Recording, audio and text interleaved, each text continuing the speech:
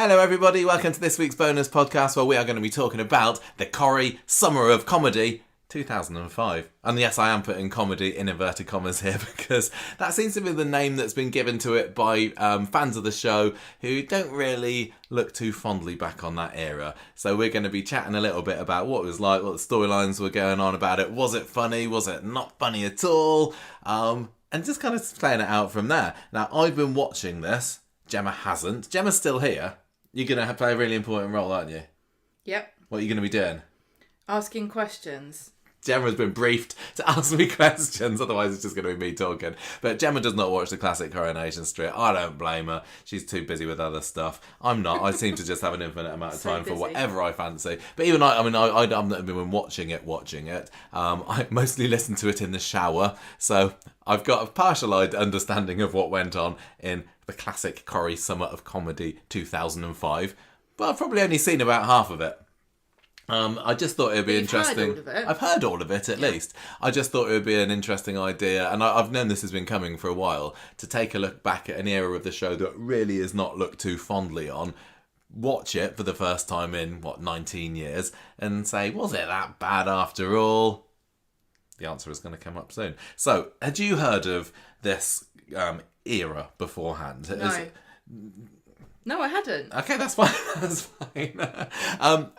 I thought, and I was completely wrong in this. I think that it had been sort of marketed by ITV as a summer of comedy for Coronation Street, but I can't find any evidence to that, and I think it just seems to be some kind of construct that the viewers came up with on forums to christen this era of Corrie. Well, this would have been a long time after the fact then, wouldn't it? Because forums didn't exist. No, yeah, they did. You can go and see the Digital Spy forum. Really? From 2005, from earlier. Oh yeah, I suppose Internet's so. been around a long time now. We're just like really So old. when at was this point. again? What this era? was 2005. Oh, 2005. Summer 2005. Yeah. So there were definitely forums there. in We my were out mind, of university at that point. As somebody who doesn't watch classic Corrie, it's still like in the 90s. No, we are past. In fact, this is the summer that I graduated university. We're talking to here, just about to start my teacher training. Oh, I see. This is why I didn't watch it. Yeah, you didn't need to. I wasn't around. No, Where were we? I was just back living with my parents, and you were living with your parents. Yeah. I think for that little bit. So where did you go teacher training? Southampton? Yeah. Then you came back though, didn't you? Yeah, I did. I just got away from you for a few months, for a little and bit. you had a little break for Coronation Street. So you've still never seen this. No, but that's really funny. Looking back on the forums from the time, it seems that people did not enjoy this era at the time, and it wasn't too long before the posts started appearing, talking about the summer of comedy and what a disaster that was. Can you just be clear about what this summer, how long of a summer are we talking? Well, I mean, I don't know how long it is. I'm going to be talking today with you about like June to August sort of time. We're just in September at the moment on ITV3 as we're recording this. Do you feel there's a marked difference? Are you like, phew, now it's so much more serious? Not quite yet. I'm sure that the final chuckles will still linger for a few more weeks, if there are any chuckles at all, that is. But I think looking at it, it did feel a little bit more different to what came before it. People at the time... Oh, go on. I've got one question. Oh, I hope you got more than that later. Yeah. Was it funny? Bits of it were. Would you have thought afterwards that was Corrie's comedy summer? I think so. I think it felt like their attempted comedy summer, because there were certainly an awful lot of storylines in it that were kind of fluff, that weren't particularly character or plot development. They felt a bit filler. And, we've been watching Corrie for so long, you can tell when a comedy storyline is coming up.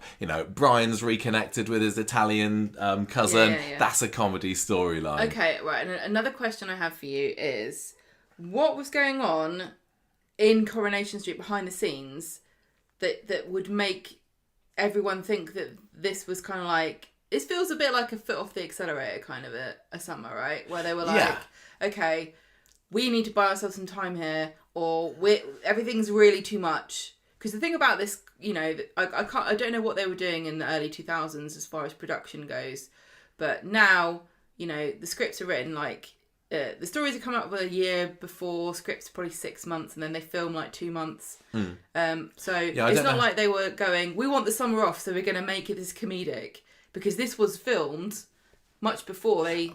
Filming back then was probably still only about 3-4 weeks beforehand, I think. Not like the 8 that But it's not like now. they were But getting still time written, off work because they were arsing about. No, I don't think so. I mean, the producer at the time was Tony Wood. He was producer from March 2004 to February 2006. So he was consistent all the way through. But they didn't have an executive producer at this time. I know. So Carolyn Reynolds had been the executive producer until about mid-May or so. And after that, it was 2006 that Kieran Roberts took over. So I don't know whether there was a bit of there's nobody else steering the ship from on high as there had been up until this point. But even, in the past few years, we've not had an executive producer as such. So I would love to know really how much creative vision an executive producer gives, because... Yeah, I would say it's more the producer's job. Yeah. Which so means it shouldn't really make much difference. It shouldn't make much difference if Tony Wood was a producer all that time.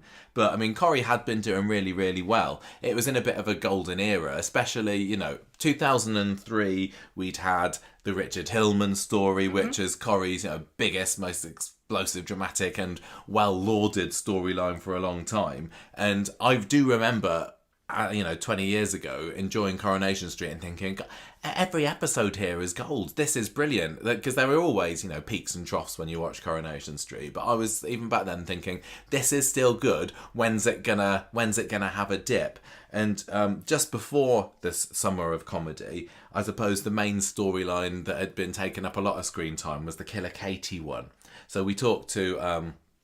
Lucy Jo Hudson on the podcast a few months ago, so that was when the Killer Katy story ended on ITV3, and that was very heavy, that was very dark, although only for a few months, I guess, because it was all about the relationship between Katy and Martin beforehand, and it was the time between Katy killing Tommy and then the Harrises all being shipped off to Sheffield or prison or wherever. The graveyard wasn't too long, but that was the big one that was working up for, and I wonder whether this was in some way let's just have a breather, let's get a bit of light-hearted stuff in there because it's feeling a bit dark. Right, yeah. I mean, what other stuff had happened? We'd had Ray Langton had come back, so he died. He died, exactly. So he returned and died. No, he did not. He might have broken wind. I don't know. Nobody was there. No, nobody heard it. No, yeah. If nobody's there, sitting next to it. Yeah, that's if a philosophical man breaks question. Wind in Before the he Rovers, does it? And no one hears it. Does it smell?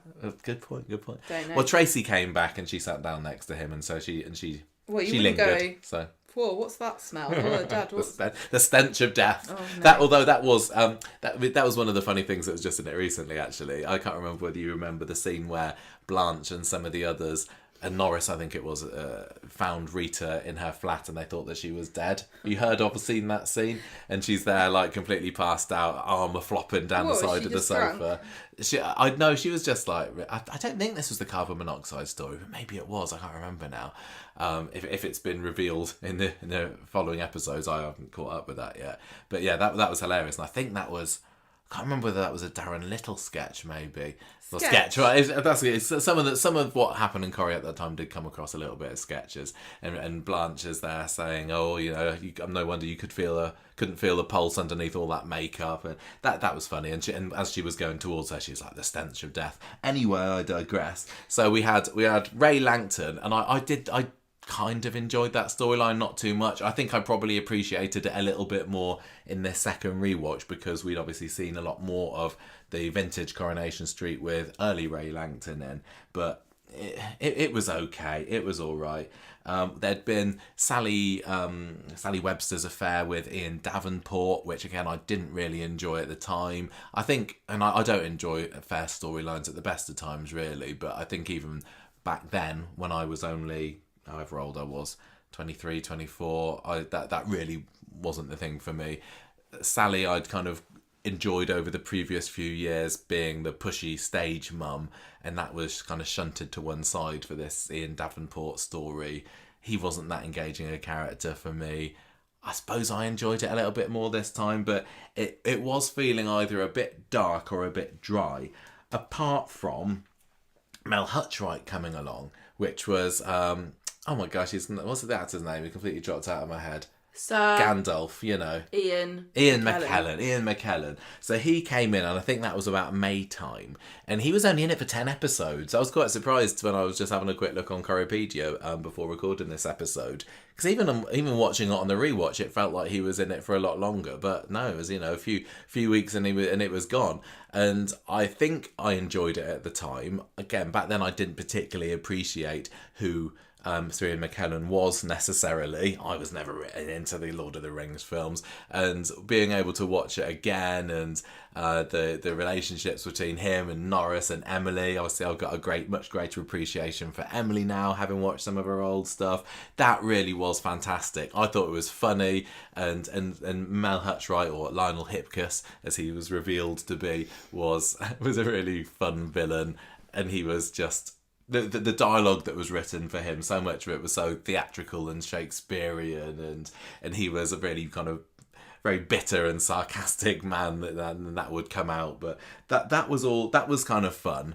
I don't know whether that counts as part of the Corrie Summer of Comedy or not, because it was May. It's a couple of months before the period you're kind of talking about. Yeah. And if you're saying that this was... And that was really, really gold. That was fab. Is this maligned period, then it wouldn't really count, would it? No, not necessarily. I mean, not necessarily everybody enjoyed that story. But yeah, it was in the months after that a lot of the heavy stories stopped, apart from really the heavy stories that were left was like Stephen Tracy's custody battle for Amy, and that's still going. And it was okay. There was a story of like Steve pretending that he'd fallen in love with Tracy again so that he could convince her to put his name on the birth certificate, because it had been Roy up until that point. She clocks what he's doing, pulls back, and then she tricks him into like taking Amy to the airport, and then she makes out to the police that he's absconding with Amy. So it was all right. I mean, Steve and Tracy are solid characters, but it wasn't the most exciting thing. But then the Shelley story with Charlie, that has been what's really kept me gripped in the past month, 2 months or so. That's going on all the time. Yeah, that's been constant all the way through this. That's been going for months. That was a long stander. So what were people really moaning about when they were saying about what it was that they didn't like about this? Then what for the comedy? It was, they kind of saying it was a bit panto comedy, just a bit too little story of the week kind of thing, filler, characters that were in it. I mean, a lot of characters get brought up that are very strongly linked to this particular period in Corrie's history, which I'm sure we'll get to.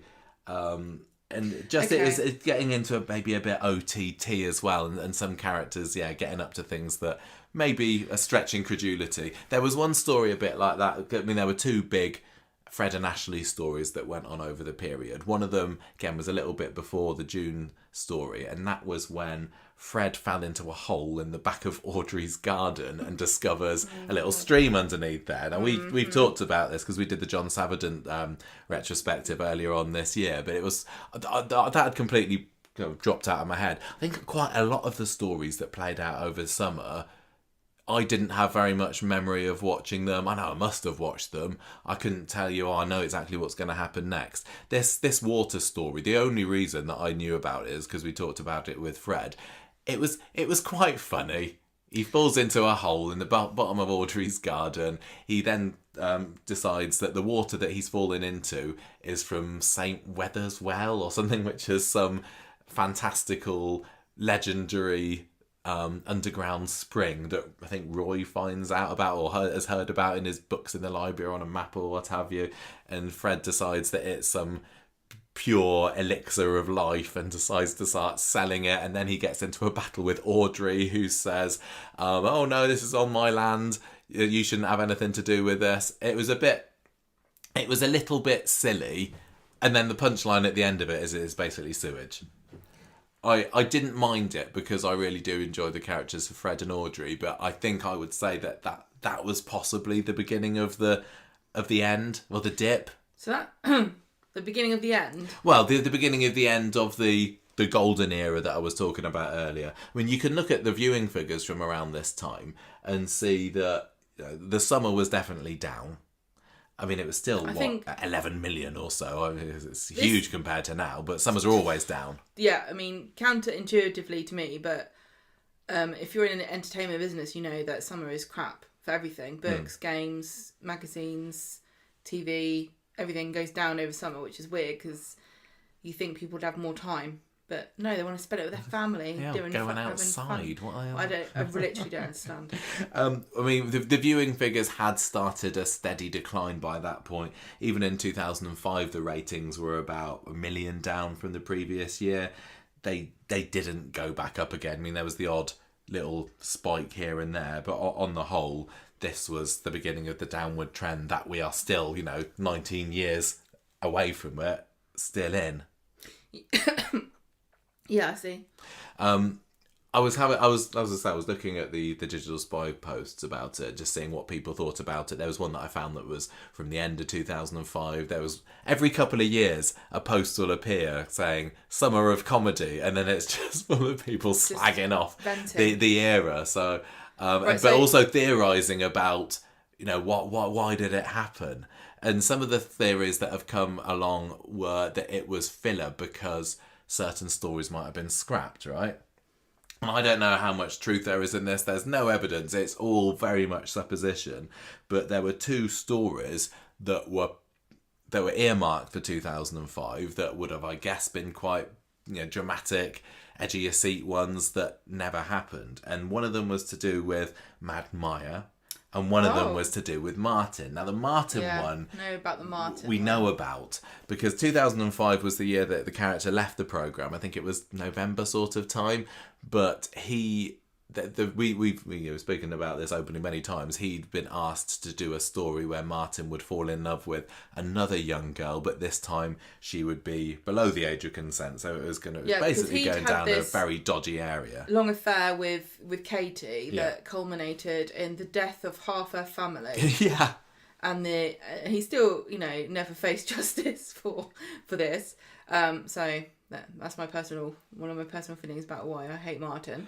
But so then to go from that to, because I always thought it was gross that he had this relationship with a girl who was in school, but the age of consent in this country is 16, so legally he was it is what it is. I think it shouldn't be. I think there should be questions about it, but so he's conducting a legal relationship with somebody who's in school who is 16. I mean, that's really gross. Sorry, but it is. He's a dad.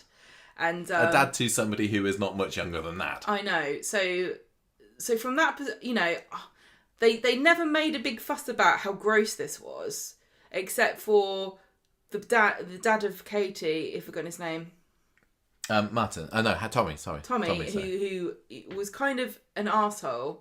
So people really didn't, I don't think, were that sympathetic because he was not very good at articulating himself in a reasonable way. So he came across as also a bit of a villain because he was so cruel to Katy about it.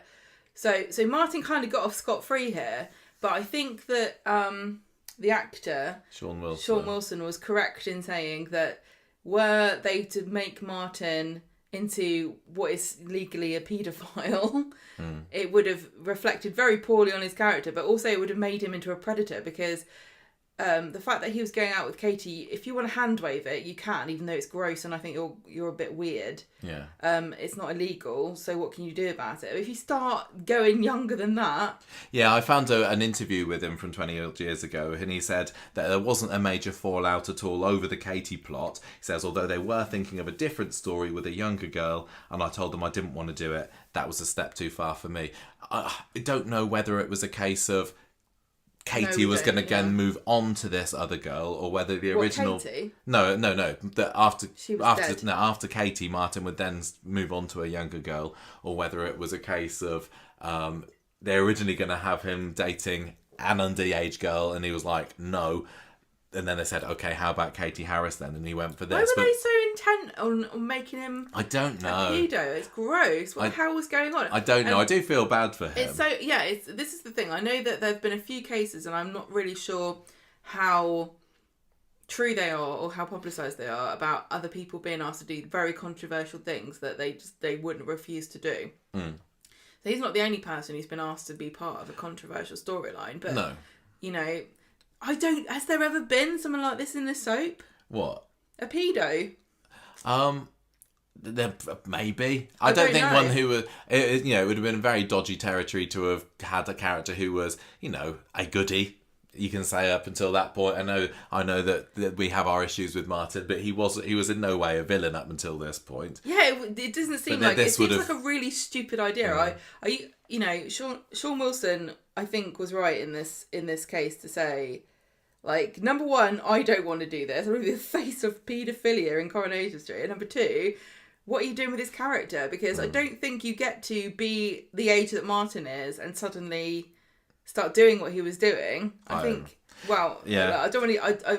I'm. What's the word? Blissfully ignorant of the inside thoughts of what you get up to when you're that kind of person. Well, when he left originally, again in these interviews, he said, "I was told we want to give the character a rest. I was told that the writers needed oxygen in the character to let him breathe, and that my character was emotionally pushed into a corner. That's a long-winded way of telling me they'd had enough of me. I could take the hint and told them I understood." So he was axed in spring 2005, and he kept on going for November. He wasn't axed, was he? He left.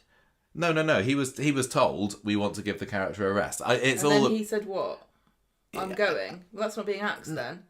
No, I think that I can't find out. Understandably, it's not necessarily all out there exactly what happened, but that he said that he was told that the character had run its course, but whether or not they said that after he, caused trouble in inverted commas. I'm confused because nowadays when you say to an actor, we want to give this character a rest, they say, that's just normal for this show. You spend 6 months doing nothing. Yeah, no, not that. You would have done that back in 2005, I guess, if you'd been a big name character like Martin and you hadn't been in the show for months on end. So anyway, this is a very long-winded way of saying possibly Martin was going to have this other story in summer 2005, and in the long-term planning meetings they'd planned that, and then suddenly they didn't have Martin anymore. He refused to do it, so they couldn't do that. This is really a rumour, isn't it? This is totally a rumour. This is it's theory. I've seen a few people having this theory. That one of the reasons why 2005 was the summer of comedy was because they had nothing on their plate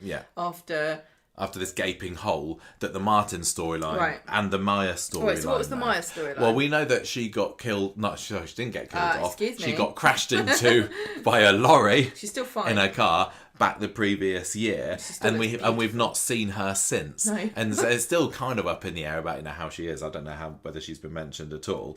But they were apparently going to then have in 2005 the trial, the Maya trial. And I don't know when that was going to be, but there was an article that I found from mid-December 2004 that was saying that's been scrapped because, and maybe we don't want to go too much into detail about this, Jimmy Harkishan had to take some breaks from the show because of some issues in his personal life. And that story could not take place because Jimmy wouldn't be in it. He was recovering, shall we say. Okay. And his number of character appearances plummeted after that. He'd been getting 112, 129, 133 appearances in the years before, and then in 2005 that shot down to 63, and it's with the odd exception it's kind of been mid-60s to 70s since. So I think I certainly felt watching the classic episodes that Dev really did feature heavily for quite a while, but after this period we've not seen too much of him. And it's maybe only in the last few years that we've seen a bit of a resurgence of him, isn't it? Because when now he's been the embarrassing dad sort of character. Renaissance. Yeah, exactly, the a la Renaissance. So that's the other one. Maybe if the Martin story had taken place as planned, if it was planned even for that time, if the Maya story had taken place as planned, we wouldn't have had to have shoved in these extra comedy filler storylines, which are fine sense. Every now and then. Although I don't know, I'm struggling to think of one that they've had this year. I mean, some people may say that the Institute story falls into that category. It doesn't count if it's unintentionally funny. No, exactly. And it also still counts if it's unintentionally unfunny. Yes. As a comedic attempt. Yeah, it is funny because like you one of the things that people always say about Coronation Street is, I like the gentle northern humour. So I wonder what's the difference between that and a comedy storyline. Fans are always critiquing Coronation Street and saying, I wish it was like the old days, and one of the hallmarks of the old days was that it was funnier. Now, I'm going to say that I genuinely think that, having watched a few episodes of every era now, I do think that the comedy in the old days came from the wit and the banter of how people interacted with each other, rather than situations. Like, there were a few funny situations, like, oh no, Jack, there's sea lions in the bath, and things like that, and like, I want to be a wrestling talent agent, and all that kind of stuff. And Mavis and Derek jilted each other. What are the chances? But on the whole, it was funny and it was lighthearted, but it wasn't because, Annie Walker fell on her ass in front of everybody and smashed a plate on the floor. Yeah, but she did fall into that hole outside the Rovers that one time, didn't she? And that was I think that was unintendedly hilarious. Right, I know, but you see what I'm saying? Yeah, totally. And also, I've decided that we're going to have a naming, a new naming system. What's this? So, vintage Corrie is 60s and 70s. Mm-hmm. Classic is 80s and 90s. Right. Modern is 2000 to 2020. And current is current. Okay. What do you think? Yeah, that's fine by me. I think everybody needs to adopt Are we going to roll that out now? My new... But when does it start... Do you not think it's easier to... Because I think that... When does it stop being retro? Oh, we can work retro in once we get another 20 years. And then, because we're going to need another 20-year one, aren't we? We can't have modern... being next When's postmodern Coronation Street? You just mind your own business. Maybe we're in that now with all the flashbacks and weird editing techniques and CGI fireworks. That's postmodern Coronation Street. Well, I was saying before, and I think we maybe we're getting on to what actually happened in the summer of 2005, half an hour into the episode, we maybe kind of base it around these characters, because quite a lot of the names that were in the forefront of the show were there because of their perceived comedy value. One name that gets thrown out there, and I think is somewhat unfairly too closely linked to this when they didn't actually appear very much, is Diggory Compton.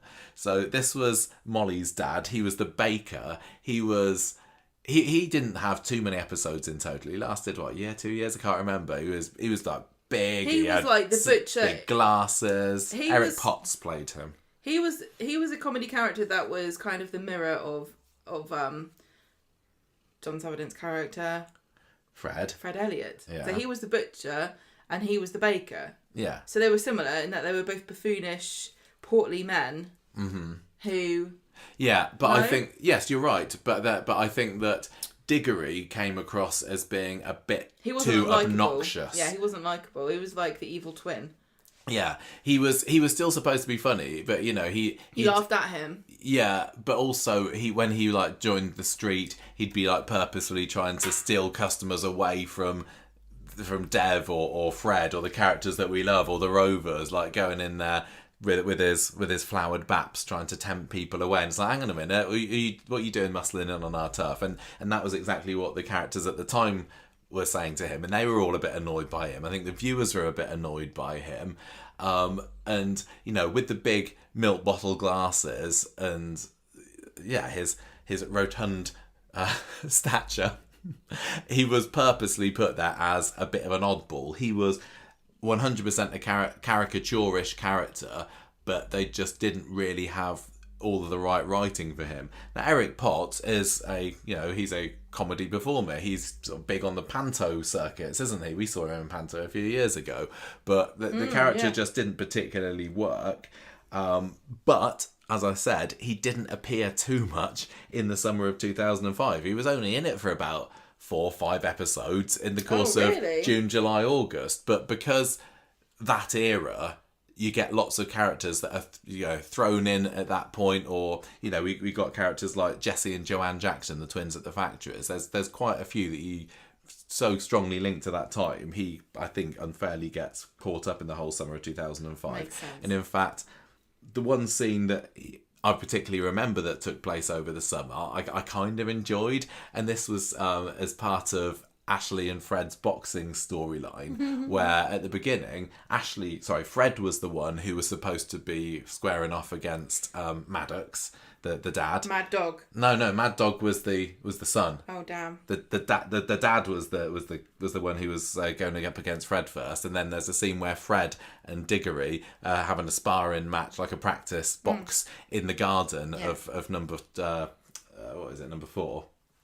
And Diggory knocks Fred out cold with one punch, and he's there, and he's got his string vest on. He looked like somebody straight off the front of a Blackpool postcard, sort of really sweaty and just icky kind of looking. But I found it kind of funny. But yeah, after that we didn't see a whole lot of that character. I think we're going to start to see a bit more of him now because Molly has just arrived on the show, so I guess there's going to be more of the relationship building between those two.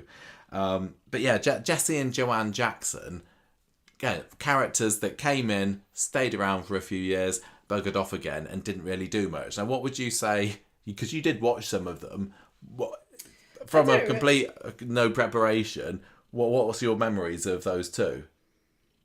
Looking gormless in the factory. Yeah, and it didn't really go much further than that. Oh. They were that wasn't a trick question. That was basically it. They were brought in as factory extras. They were characters who were supposed to be twins, but then it later turned out actually they were cousins. And they were a bit of a one-trick pony of, hey, we're twins. We talk to each other. We talk and say the same thing at the same time. Proper sister kind of stuff. But they didn't really, I think, add anything to the show. You got one. I can't even remember which one's which. Is Jessie the thin one? I don't even remember. That's how unmemorable they were as the characters. Or is that maybe that is Joanne? When I can't you remember. have the joke, one of them ended... is that one of them's fat and one of them's thin, and they're twins, and isn't it funny? But they're not really twins, and that's the joke. You've limited yourself right off the bat. You know? And That's basically all they were. I mean, the factory at the time, it did have a bit of a history of characters that were brought in just to be factory extras, but they were a bit trumped up. So you had, like, Sonia, you had Bobby Lewis. I mean, even from back in the 70s, you had Ida Clough, who wasn't anything other than just somebody that Ivy and Vera worked with at the factory, but she was still a proper character, wasn't she? She was a vintage character. She was a vintage character, exactly. And so maybe just having, Jessie and Joanne on their own is just in the tradition of Corrie factory extras, which we don't have these days. Everybody who's in the factory, Izzy maybe doesn't do a whole lot, but I still count her as a main regular character. There isn't anyone there who just turns up at the factory and then we don't see him again, is there? No, that was why the joke worked so well with Tupele Dorgie's character. Kelly, yeah. Where she was like, yeah, I've been in the factory this whole time, I'm going now. And that was her first episode. Yeah, exactly. She's kind of straddles the line of, is she the glorified factory extra or is she a main character? Because she was in the show for 2, 3, 4 years. I lose track. But she didn't have huge number of storylines. No. But I think the fact that she went out with Lloyd for a while, that kind of upgraded her to being more of a regular. Yeah. But yeah. The thing is about nowadays is that there's like some proper classic characters that have been in it for yonks. And then there are a bunch of characters who seem to be there just for a storyline for like a year or so. And then there's a load of people who really back in the old days would have just been a peripheral character. But because of the way Corrie works now, sometimes they're thrust into the limelight, for a story and then they bugger off again. You know what I mean? It's all very weird now. It's all a bit nebulous, and you can be somebody who's been in the show for, 20 years and be in no stories in a whole year. That's weird. It is. I know. But yeah, so those twins, they really did offer very, very little to Coronation Street. So I've got some fond memories of them, but they were pushed to the front in that summer. There was one story where Candice went for a modelling audition for something, Candice Stowe, and they just seemed to come along and strut about on the catwalk with her just because. I don't think it was that much more than that. Another character who was in the forefront for quite a while, and maybe this also shows why that summer was not a golden era, was Scooter. Scooter Makuna. Makuna. Yeah. Although apparently, because I watched the episode where he goes to court, and his actual surname was pronounced something like Mahuana or something. So I don't know whether he was actually Scooter Mahuana, or whether he called himself Makuna. I thought he was called Scooter Makuna because it kind of sounds nice. Hakuna Matata. I don't think so. I don't know whether there's just a bit of lovely assonance. I literally did not watch this, so it was only in 50 episodes that year, or in total. Yeah, that was it. He arrived in January. He was gone by November, so he was Sarah's dull boyfriend. And I think I feel that better was about what I don't know who the hell this guy is really. You didn't see a whole lot of him, but he's more of a legend to me. He's kind of legendary. And the idea of him being... What makes him funny is that he's so dull, that's funny. He's got a funnier name than he had personality. Yeah. Like, he had no business being called Scooter Makuna. He should have been called, like, Jeff or Bob. Oh, Jeff, he was, classic Corrie villain. But yeah, I get your point that you're Jeff trying to is not make. a good name, though, is it? I'm sorry if you're a Jeff. Sorry, but Jeff. You're not like... It's not like the Razzle Dazzle Jeff. It's pretty good if you're a talking mongoose. No, but he was spelled with a G. E-F. So he sometimes, very occasionally, like once in a blue moon, gets a reference. He did a few months ago, didn't he? When David's like, do you remember Scooter? Only because everybody likes to say his name. The character was a joke, but that doesn't make for comedic viewing. But I did actually find rewatching his big story that took place over the summer of 2005 kind of interesting, because it literally just felt new. It was almost as if I had not seen this before. I had no memory of what was going to happen. So what did he get up to then? What was the point of He this stole character? some koi carp from a lady's pond. See, the Scooter, again, I suppose he's got a funny name. He's dull, he's funny, but he also drives skips about, and his thing when he first started in the beginning of 2005 is that he'd keep going on about all this treasure that he'd find in a skip, and like, oh Sarah, I've got you this doll's house for Bethany, found it out of a skip, it's great, and Sarah would kind of give him, oh really, looks, and wherever Scooter went, people would look around him with like a, oh really, and that was the joke. I get that sometimes, but it's just me. Yeah. I don't mean for people to be weird. I just am. You're hilarious, Gemma. Don't worry about it. You're funnier than Scooter. So he basically, in the summer of 2005, moves into number 8 on a trial basis. So move into number 8. You've been upgraded as a bit of a main character, and you're not Which just one's somebody. Number 8? The Platt's house. Okay, I don't know. You always say it, and I remember. But it's all right. I got a few more years on you. It took me a little while to learn it as well. So. Number 8. The fish saga. Why has he moved there for? Because he's Sarah's boyfriend. That doesn't mean anything. He's moved in. He's, they're getting serious. Okay.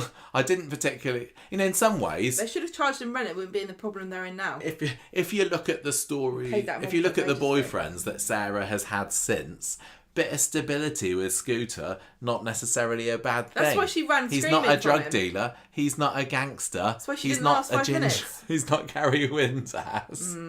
But he was just a skip driver. Well, one thing that was good about this is that it allowed David to shine, because he's got, how old is he at this time? 14, 15? And we are 100% seeing sarky, dry humour David just sitting there at the dinner table where Scooter's going on about skips, and the looks David gives. So Jack P. Shepherd, absolutely brilliant in this era, and just like, I can't believe that my older sister is going out with such a loser as this. And then that's great catalyst for Sarah to start having a fight with him and going, oh David, shut up about it. And I do love Sarah and David bickering, and they still do it sometimes now, don't they? Yeah.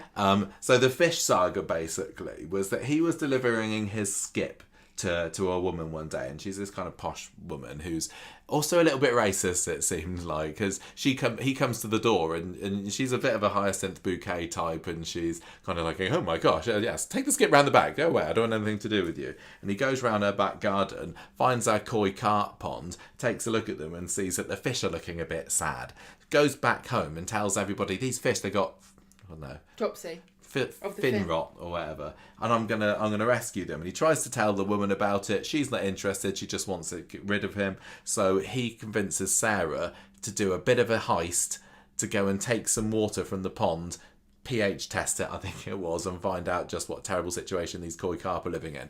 This story went on for 2-3 weeks. This was it.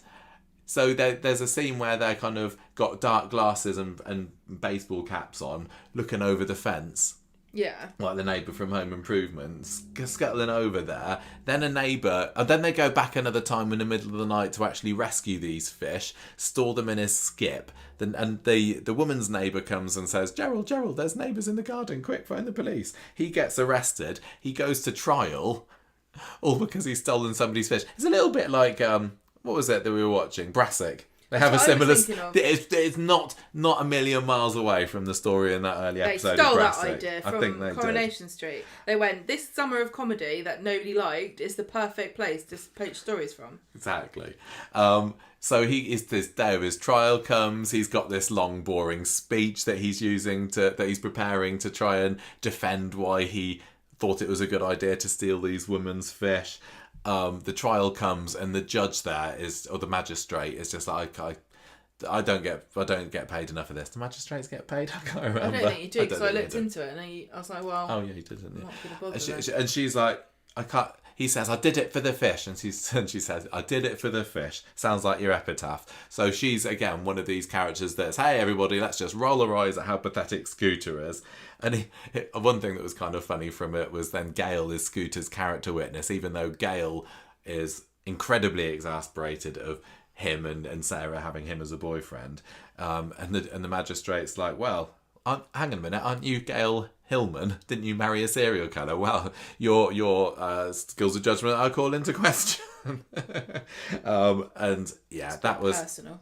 And then he kind of gets, I think, does he get community service? I can't remember, but I did kind of enjoy watching it, like I said, because it felt sort of new. But I 100% get how this and some of these other storylines, the first time you watch them, they didn't have that classic charm that they have for me now. Or did you say this was the modern era? I can't remember. Modern. It was modern. It was. This is what we've got for Corrie. We have got this for months. And aside from what's going on with Shelley and Charlie, everything else is just kind of silly. Well, a little bit like this. One of the things I think I saw in your notes that is a reason why people don't like this era is that it feels like if you took it out, nothing would change. Like, if you took out the story where there's a font of all youth in Audrey's garden that turns out to be a sewage pipe, it wouldn't really make any difference. If you took out the character of Scooter McCuna, it wouldn't make any difference. Yeah. And so, from that perspective, it does feel a bit like there is a missing link somewhere. I mean, the Shelley and Charlie storyline was an ongoing one, but the fact that it does feel like there were some dark ones missing. Yeah, I think there must have been. Interesting. Keeping on the theme of other characters that were dull, and that was the joke, you had Keith Appleyard. You can't have, can I just say, you can't have more than one person at a time whose the joke is that they're boring. Corrie managed it, so they tried to manage it. You can, but it doesn't work out well. So Keith Appleyard was Angela Harris's dad, who kind of swans in after Tommy gets. He's the snowbird. Huh? He's the white-haired man. Yeah. Who has to look after Craig. Craig, yeah, exactly. And he's the joke very is old-fashioned. He's an old stick in the mud. He's a bit of a codger. Young goth. Yes, exactly. He's going through the most emo thing possible. I mean, honestly, Craig should have been thrilled when his family died and his mum went to prison, because that's the most emo goth thing I can think of. He wasn't like comedy codger like Percy Sugden, or he wasn't gossipy codger like Norris. He was just totally boring old git. He really was a boring old fart, and in some ways that was the joke. Trying his best. He did. He was into his gardening. He was a taxidermist. So I think that was the joke. He found taxidermy really interesting, and that's kind of a comedy profession, really, isn't it? Sorry, great. Taxidermists that are listening. Didn't Craig think this was brilliant? No, I don't think so. What? He's not a proper goth then, is he? It did lead way to... Sorry, but taxidermy is fascinating. How can you be a boring taxidermist? What are you making it into taxidermy? What's the most boring animal? Tell you what, a hedgehog. Because honestly, there's nothing interesting about the shape of a hedgehog when it's dead. What, when it's flat on the road? Well, I mean, what are you doing with that? You can't make it into funny poses, can you? Like with a rabbit or a mouse or something cool like a parrot or like there. A heroic looking, like a triumphant. There's no triumphant pose for a hedgehog to be in, is there?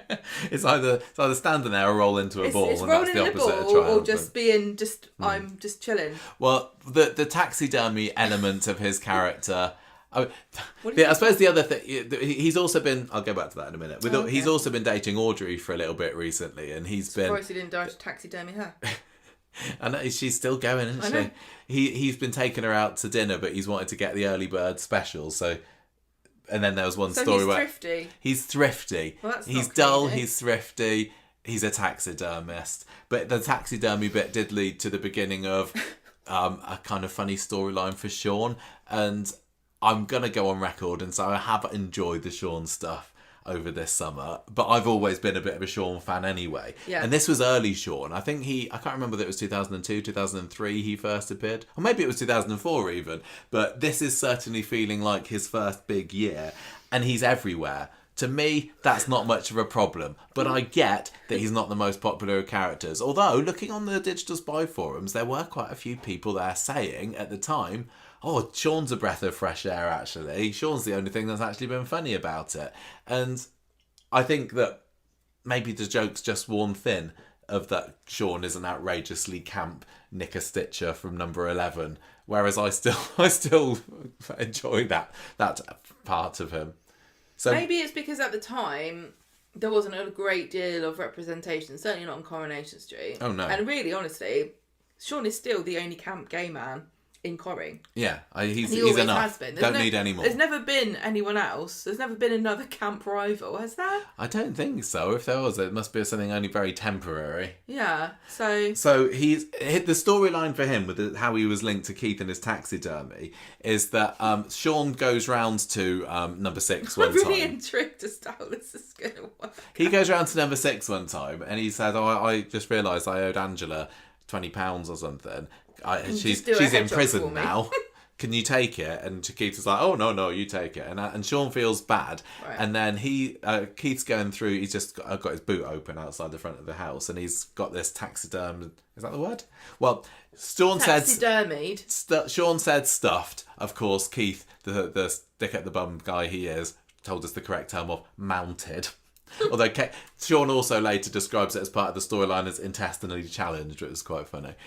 Sean sees this and he's like, "Well, tell you what, I'll buy this stuffed cat off of you and you can have the £20. And Keith goes along with this. And then I found this utterly hilarious, but maybe it's just because I'm a cat person and I found cut things funny. Sean takes it along to number 11 and tricks Jason into thinking it's a real cat. And it was so brilliantly performed by all of them. There's a couple of scenes where the cat's there sitting on the armchair. Violet, who is fairly new for this year, she was the highest appearing character in 2005. Eileen and Sean are sitting there in the lounge, desperately trying not to laugh as Jason comes in and is like, "What are you doing? I'm allergic to cats. Why have you got me this?" What's the pose of this cat? Just curled up asleep. Okay. And they're like, "Oh, maybe you won't be allergic to this one. It's fine."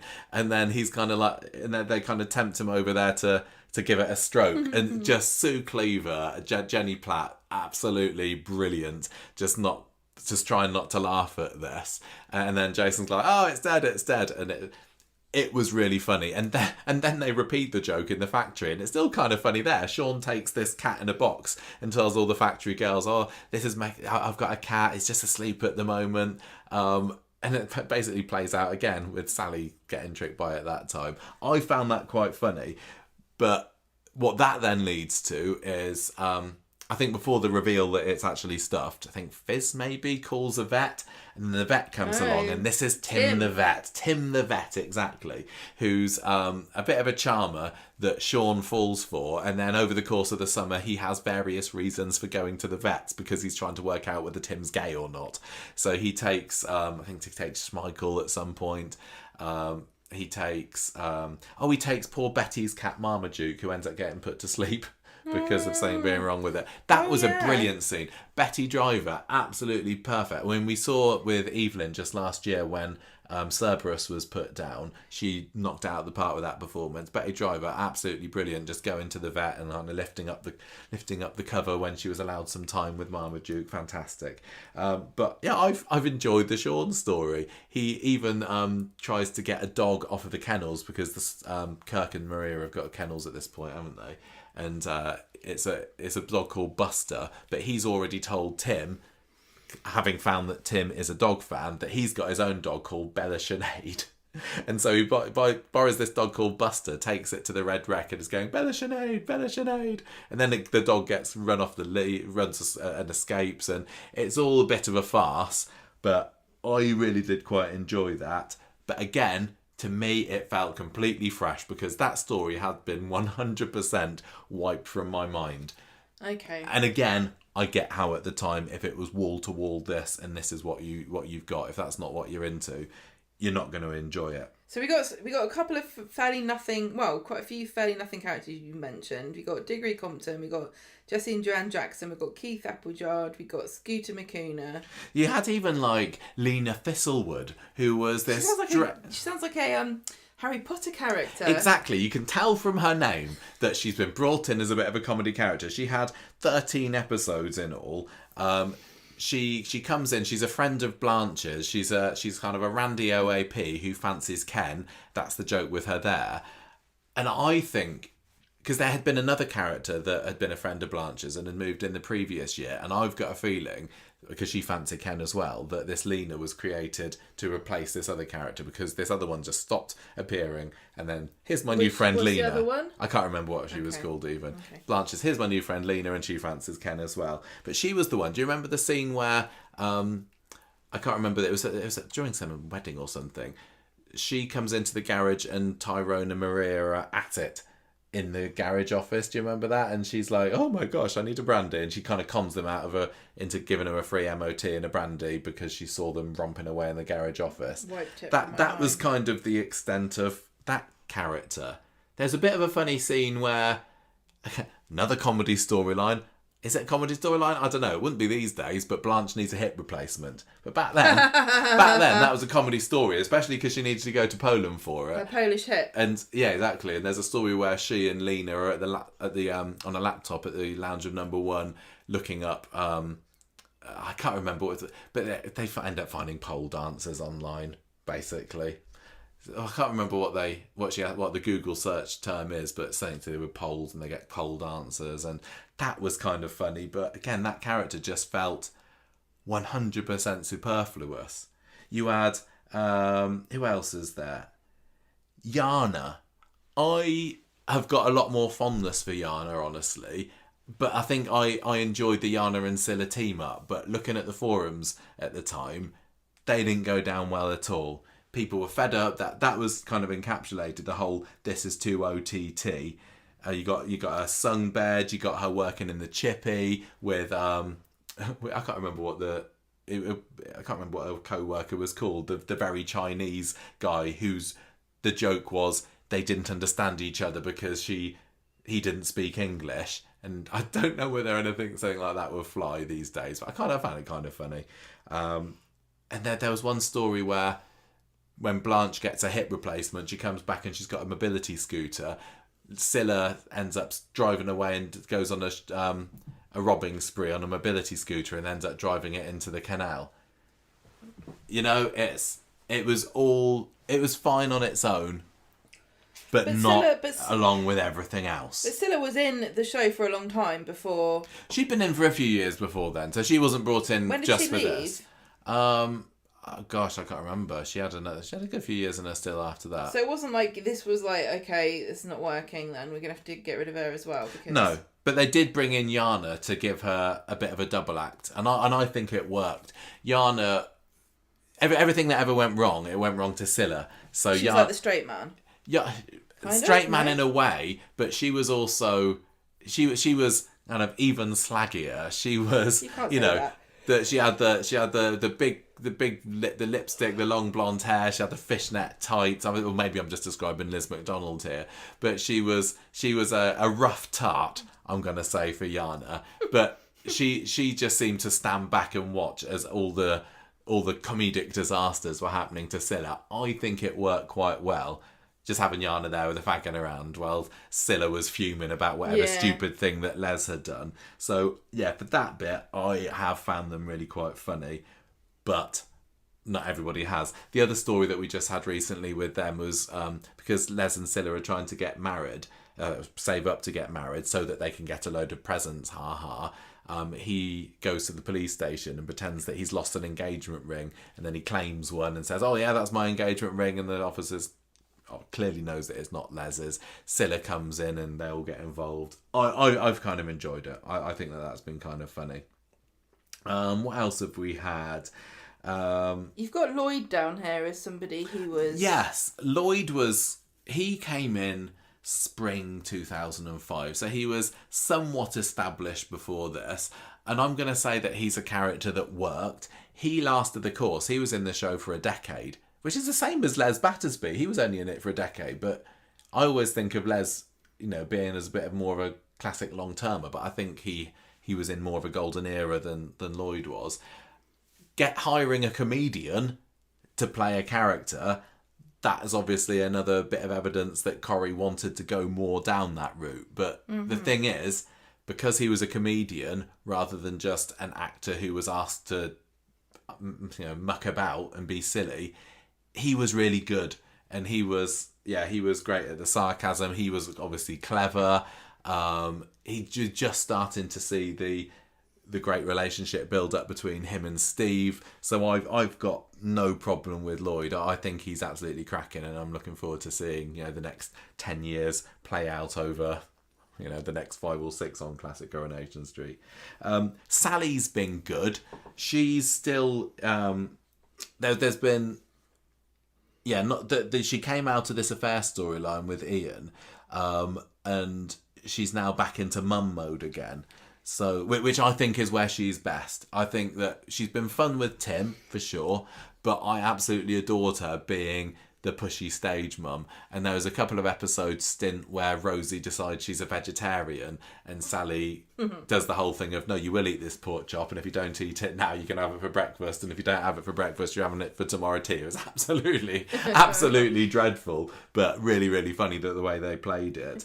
He's such a bitch. She totally is. But actually, what I've really grown to appreciate recently is Sally and Sophie, and Sophie's inclusion. So she's now into Brooke Vincent Sophie, and I'd kind of forgotten just what a gem of a character young Sophie was, because she was ultimate Saki character, and she could see that Rosie was going to school at Oak Hill with her boater and her blazer, and she was very much like the David of the Websters, just offering these wry observations about what's going on, and Sally would be there being all kind of posh and prim, and Sophie and Kevin, I suppose, would just be like rolling their eyes and grinning behind Sally's back at just how awful and pushy she'd be. We also, with Sophie, had the knit storyline recently where Sally's saying, oh, they only go to a clean scalp, and Sophie's there just going, well, whatever, and then Janice ends up catching the knits off as Sophie gets her hair shaved off for the laughs, I suppose. They must have been getting desperate by the end of that summer when they were like to Vicky Entwistle, is that okay if we shave all your hair off for a funny storyline? But fair play to her, she did it. So Sally had become a comedic character. Sally was definitely a comedic character at this point. Yeah, she was. Okay. She was in full on snob mode here, and because I know she's not a comedian, but she is, obviously it goes without saying, brilliant at that type of Sally, that delivery. Yeah. So just as good as she is now, when you got your scenes with her and Tim, or her and Demi earlier this year, her and kind of brown-nosing Carla, she had that in spades there. So that's been great, but I'm not going to say that she has been a main character in the summer, and maybe if they'd leaned more into pushing Sally towards the fore, it could have been more successful. But then it still would have just been more comedy and not the drama. So what are the kind of comedy stories then? Because we've got You got Scooter and the Fish. That was the long-term one. But most of the others weren't long-term ones. They were just short, episode. What was this about Rita fillers. Then? Rita being dead. Well, that was that again. That was it hasn't turned into anything else yet. Okay. But she was dead thought she was dead for an episode, and that was it. There was another kind of 2-episode arc where Norris, I think inspired by Mel Hutch, decides to write his own novel, and this was actually quite funny. He's Rita and Emily get a hold of a copy of this early manuscript that he's writing, and he kind of like, leave it alone, it's mine, and I'll show you when it's finished. And then they still keep snooping on it and find that he's writing about this character called Norris. And there's other characters in this story called Amelia and Reba. Oh, I get it. I see. You see where he's going with this, and they're kind of having these sneaky looks where they can, and then they're horrified to discover that in the story, Norris can't decide who he wants to propose to, Amelia or Reba. Right, so they're like, oh my gosh, he's going to propose to us. And then he ends up proposing. I can't remember who he proposes to in the end. I think it's Emily. In the book? No, in real life. Okay. I think he proposes to Emily. Yeah. Or is it Rita now? I can't remember. Well, anyway, they accept, and the punchline of this all is, this is all a load of rubbish, because he knew that he was reading their book, and it was very much playing a very long con here, that he actually decided to write chapters of his book just to trick them into thinking that he wanted to propose to them, and it was to teach them a lesson to keep their noses out of his business. I know. Frida's been in it this summer as well, which has been quite good, and I've always loved Frida, and she's just brilliant here. And seeing, it's funny knowing that Norris ends up marrying Frida, because they're definitely butting heads early on, and he's doing the old can you hear what I am saying now? Oh my God. Even though she's like a perfectly good lip reader, and she's like, is there something wrong with your brain? I love Frida, so I've appreciated that. What's this about Roy's invention? That this was another filler. This was Roy finding that one of his relatives has died and left him the blueprints to an invention that he was doing, which would convert the kinetic energy from a door opening into power. And so he decides to run up this little Meccano model of it, and then converts it into an actual model that was used in the cafe, so that whenever customers came into the cafe, it would make a kettle boil. And it was okay. What happened? Well, nothing. In the end, somebody comes along and buys the patent off of him, and he's somebody who works for a chain of hotels or owns a chain of hotels, and that's the end of that. But it had a couple of funny scenes, and Vera kind of diligently noting in every customer that came into the factory, and Roy shouting at people, close the door on your way out. But again, nothing more than filler. But if you look on the cafe wall now, the diagram for it is still up there. Oh, that's fans. Funny. Yeah. So that was okay for a week. I think that the story that I probably enjoyed the most is another one that is maligned by some people, which is the Ashley boxing storyline. Yes, yeah. And I think it really is the strength of the characters in this, particularly Fred, John Savardant, and Ashley's. They were just great. I think we all know how it ends, that Ashley ends up in a boxing match with this Mad Dog Maddox, and everybody in the audience starts fighting at each other. Like Claire gets into an argument with this blonde bimbo that's got a wig on, and she pulls her wig off, and the girl stands on Claire's glasses.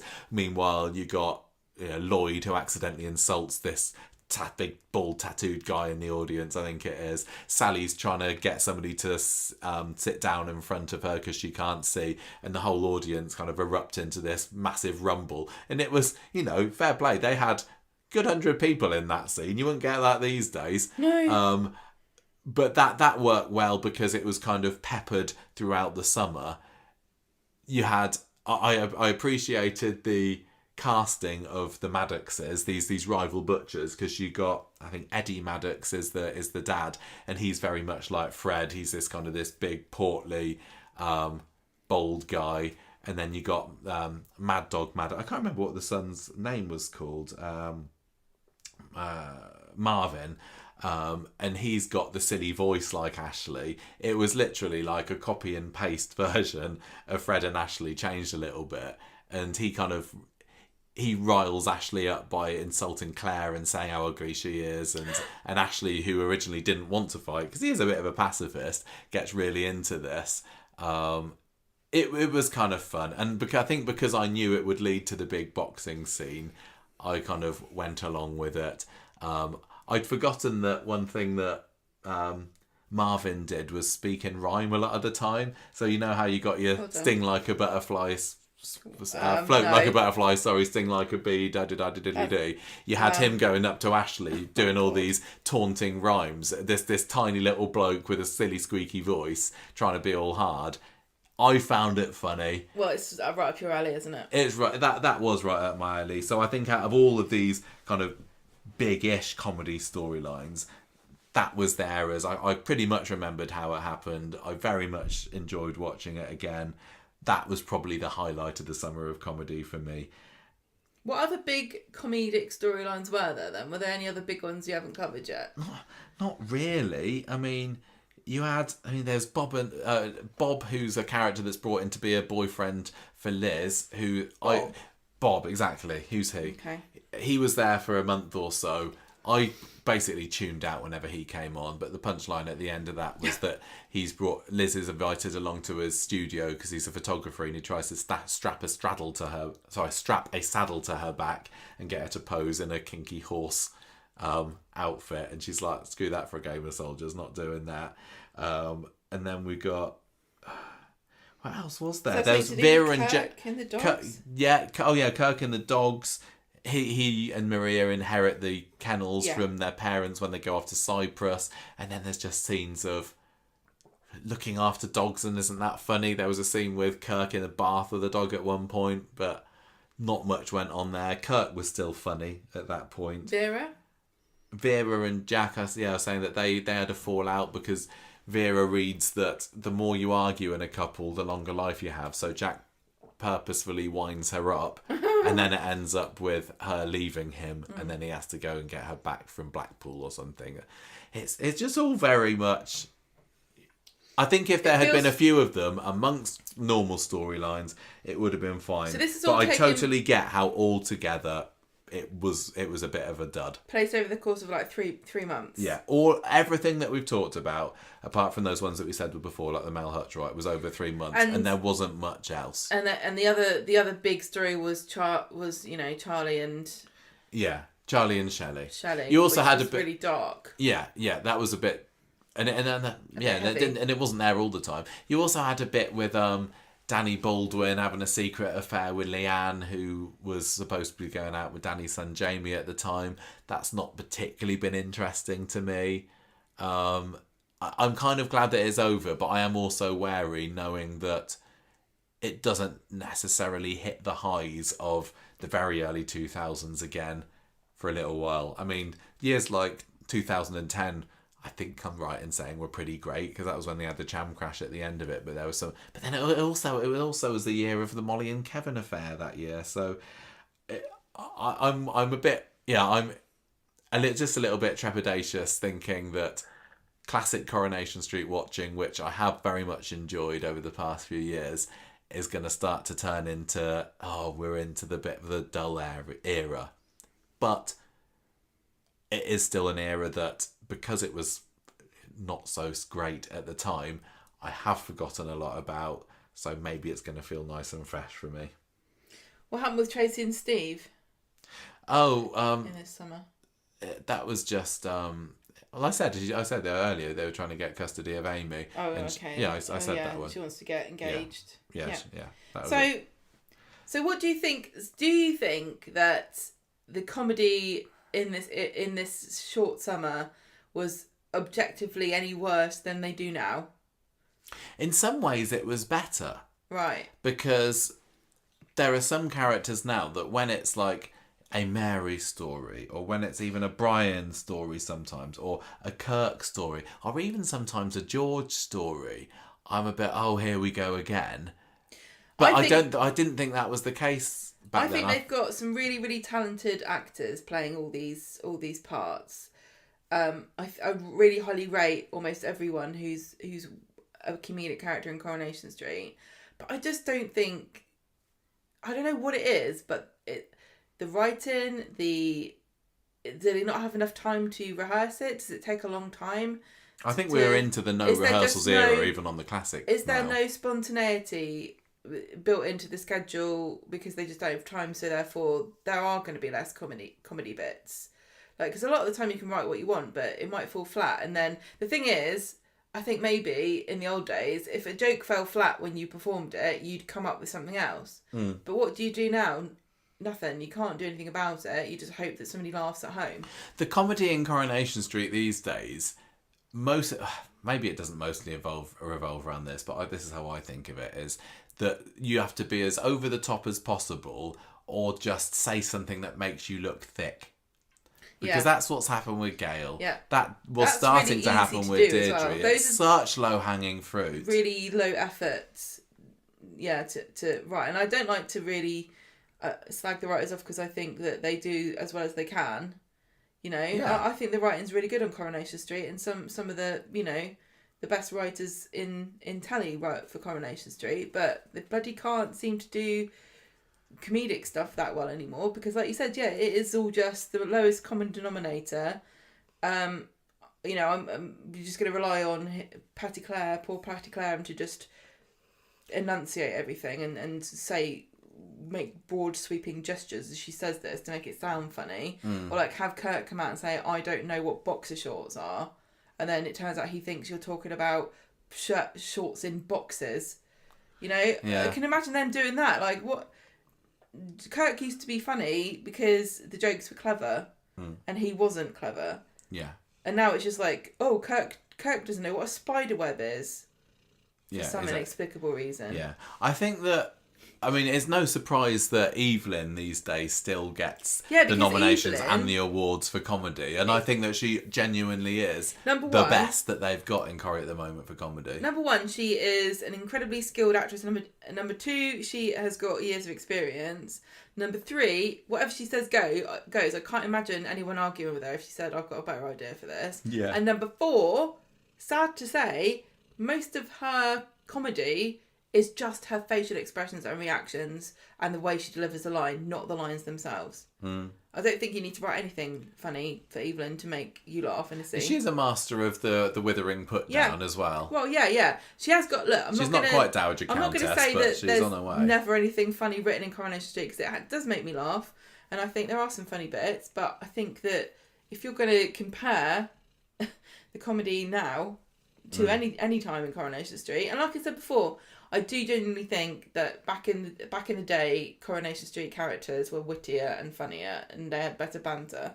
I think, a good number of the performers back in the very early, if we're going back into the vintage stage at the moment, they kind of grew up being comedians or doing the stage. Well, they were performers. They were theatrical variety artists. So you got Bill Waddington, for example, and a lot of them were performed during the war when you were trying to make people laugh who were going through the worst period of their lives, and you probably didn't have a lot of support and a lot of help, or maybe you're writing your own stuff or whatever. Yeah. And so I think that they had a bit more experience in selling a joke. Yeah. A lot of it is how you sell it. So anyway, that's kind of like my review and recap of the last few months of Coronation Street. So what do you say? What's your overall? My overall verdict is that I was going into it ready to be completely disappointed and knowing that it was a much maligned era of Coronation Street, and I came out of it the other side mostly thinking that's not too bad really. I was kind of interested because so much of it I'd forgotten. But I understand how at the time people probably didn't enjoy it, and it did very much feel like Corrie spinning its wheels until I guess the autumn stories came in. There were some real highs. I enjoyed the boxing match. I enjoyed Sally Webster. I definitely do like the team up of Yana and Scylla. But yeah, if I was at the time watching it and thought, how long has Diggory Compton? How long we got to put up with him? Yeah. How long we got to put up with Scooter McCuna? How long, I would Keith Appleyard, is he supposed to be the new Percy Segdon, because he's not doing it for me? I would be worried at the time thinking it, but it wasn't too bad. It was an interesting era. I'd give it maybe a 6 out of 10. Okay. Yeah, it wasn't the worst thing in the world. Yeah. Out of all of this that we've been talking about today, are there any stories out of them where you thought, I kind of think I would like to watch that story, or I wish it's a bit sad I missed that. Maybe I'd want to catch that up on YouTube. You haven't really sold any of it to me, but maybe I'd quite like to see if anyone's made like a video compilation of like Scooter McCuna's story, because I still don't really get what the point was. It was so weird, and it really did dominate some of the episodes for a good few weeks. The thing about having a boring, weird boyfriend is they did that with Felix in Summer, and yes, it worked. he was like Felix. He was funny, and because he was in like 2 episodes. But this is like if Felix had become the main character for a little while. It was like that, and then the joke goes. Yeah. But there's only a few months we got left to Scooter now anyway, and then he scoots off into the sunset. I would kind of be interested to see him come back. When I was Googling around this weekend, I saw there was an article that The Sun put out. It might have just been earlier this year actually, about what's so-and-so up to now who played him. And he's very much like a Silver Fox kind of character. Really? Yeah, he's gone grey. I imagine Sarah would quite like that if he's rich. It's a bit like, we've got Jessie coming back and reuniting. Well, not reuniting. People would moan about with it. Gail after all these years. But maybe, Sarah has had a string of awful boyfriends. She showed she cannot be trusted with men. She always chooses either the criminals or the sleaze bags. Scooter, bless him, was a bit inoffensive, but at least he treated Sarah well. At least he tried his best when he was giving her these gifts that he found in the skip. And maybe just a little bit of stability is what Sarah would need. So don't curse this poor man. What? Making anyone into Sarah's boyfriend, if they're a normal person, is like... Is that the kiss of death, is it? Yeah, causing them great distress and a sad, unhappy life. Well, there we go. I think we're done. I think I've said all I need to say about this. What did you think of the Summer of Comedy? I'm assuming 2005? That a good number of people watching this have also been watching it recently. Did you agree, disagree? Is there anything that I enjoyed that you hated, or vice versa? Anything that I've not... See, the thing with this is I didn't go into watching this thinking I'm going to take any notes at all. The normal podcast episodes, we're making notes and thinking all the time, how are we going to talk about this? But this, I'm just kind of looking back on it now and saying, what do I remember? So any of the individual witty lines of dialogue, most of them have gone into the... It's interesting to imagine whether or not it felt worse or better because it was so condensed. Yeah, that's a really good point as well, actually, because I watched it or listened to it or half and half over the course of a month and a half. But this did if it. You were trudging 3 through months it of for it. 3 months, and you're like, "What is the other side of this?" Yeah, we've just come from like some super dramatic stuff, and especially like Mad Maya and Mad Maya was brilliant, and the the whether Katy or not story, you the Hillman. you thought the Katy stuff and the Hillman stuff was too dark for Corrie. And the people who say that are normally the ones who really want the comedy and light-hearted stuff. And you got served this on a platter, you would probably lose hope, wouldn't you? Thinking, I didn't want this. This isn't what I asked for. It was a not like this. Yeah.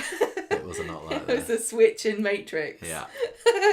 Right, let's go. Let's finish for today. Thank you everybody for listening. Thank you for telling me, Michael, about all the secrets. I don't know how well this worked of just me telling you things and then you saying, what about that character? But I thank you for your contributions anyway. Because you did ask me some good questions as well. But listeners, if you would be interested in more of this kind of thing, where we talk about ITV3 Classic Coronation Street, but it's mostly me just talking and Gemma going, let us know. Gemma's not going to start watching Classic Coronation Street. There's only so much that I can force feed her Corrie on a daily basis. I'm watching vintage and current.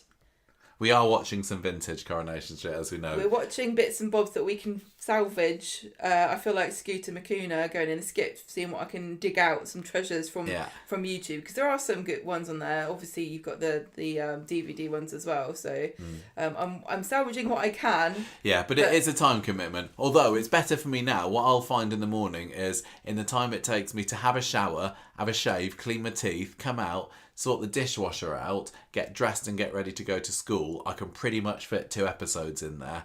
Because we don't have the ad version of ITVX anymore. Excellent. Didn't have no way with all the ads beforehand. So I'm pretty much able to keep up. But I can imagine that there's lots of people who've got quite the backlog of ITV3 episodes because they come in at quite a pace. 10 episodes a week, that is a lot. Yeah, has anyone skipped these episodes more so than you might have normally? I'm not just saying that they belong in a skip with Scooter. Well, yeah, but I know sometimes on our Facebook page, I'll see someone saying, I can't get on with this storyline. I'm just not watching episodes at the moment, so I'll start watching it again later. Or if I see this scene, I'll fast forward it. Which the freedom, I'm so envious. But if you're that kind of person who's like a fair weather watcher, fair weatherfield watcher, have you been more of a skipper? This summer. Let us know. Tell us your feedback. Yeah, go on, tell us. Or did you you want love more it? of this kind of thing. Are you fed up with people maligning it? Tell us. That's it. No thought too deep or shallow for us in our little world of Coronation Street. Email us conversationstreet@gmail.com and we will see you at the weekend for our regular scheduled episode. We will. Goodbye.